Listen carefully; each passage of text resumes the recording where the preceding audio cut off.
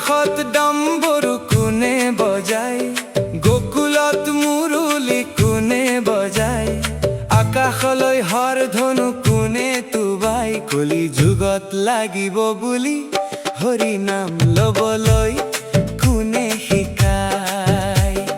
কৈলাসত ডাম্বৰু কোনে বজায়, গোকুলত মুৰুলি কোনে বজায়, আকাশলৈ হৰধনু কোনে তুবাই, কলি যুগত লাগিব বুলি হৰি নাম লবলৈ কোনে শিকায়।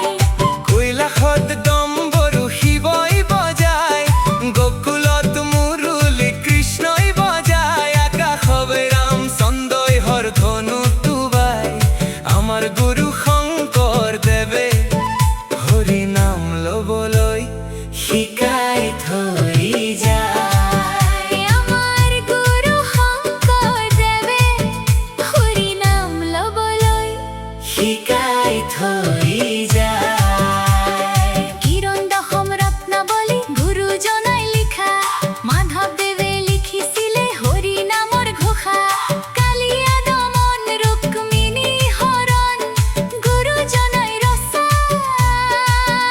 আজিৰ অসমীয়াই নজনাটো বেঠা। কৈলাসত ডাম্বৰু কোনে বজায়, গোকুলত মুৰুলি কোনে বজায়, আকাশলৈ হৰধনু কোনে তুবাই, কলি যুগত লাগিব বুলি হৰি নাম লবলৈ কোনে শিকায়।